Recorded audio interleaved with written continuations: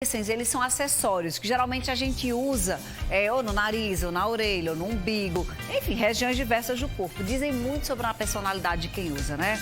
E que eles também podem ser aplicados, como eu já adiantei, em diversas partes do corpo, só que precisa de alguns cuidados para evitar infecções. E aí a gente resolveu preparar uma reportagem com algumas dicas e também desmistificar algumas coisas que a gente tem que rodar, tem que colocar álcool 70, e a especialista explica que não tem nada disso não. Durante muito tempo, o uso de piercings e tatuagens foi visto de forma negativa e polêmica por muitas pessoas. Keila decidiu fazer diferente. Com a mente aberta, ela se encantou pela arte e fez a primeira tatuagem aos 40 anos. Eu resolvi fazer quando eu atingi a maturidade. Eu tinha medo no mercado de trabalho de sofrer com algum tipo de preconceito, né? Então, quando eu parti realmente para o empreendedorismo, que eu podia ditar minhas regras, eu resolvi fazer a tatuagem. Eu sempre admirei a arte, procurei bons profissionais, fui lá e fiz. Eu acho que traduz um pouco da minha atitude, de quem eu sou, do que eu gosto de fazer. A nossa cidade é maravilhosa, né? Então eu gosto muito de praia e eu acho que super combina com o meu estilo de vida, com as coisas que eu curto. E quem é fã de piercing, assim como a Keila, é importante ficar atento aos cuidados na hora da aplicação. O profissional, na hora de aplicar um piercing, ele precisa ter cuidado com a higienização do ambiente, né? Biossegurança adequada para favorecer uma higiene para o seu cliente, não permitindo que nenhuma afecção vá para o interior do seu corpo, né? Então, todas as joias precisam ser estéreis.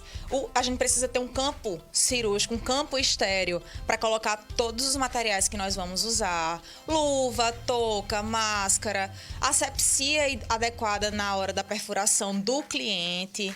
Além disso, é importante colocar o material adequado, principalmente quando for a primeira perfuração.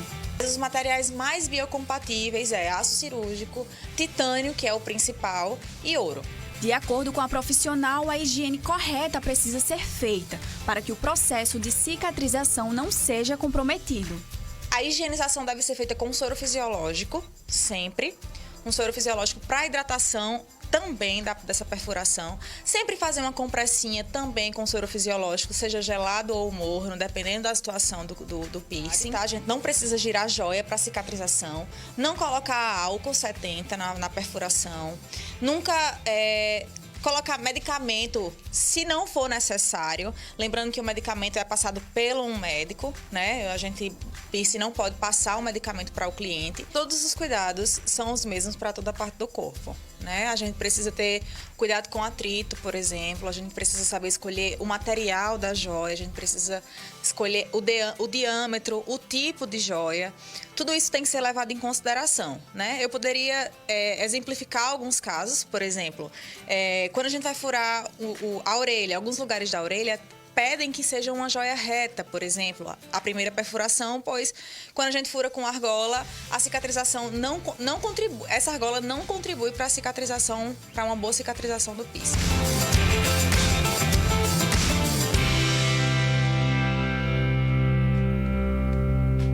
Tem que ter muita personalidade, né? Desirê tem vários, né, Desica?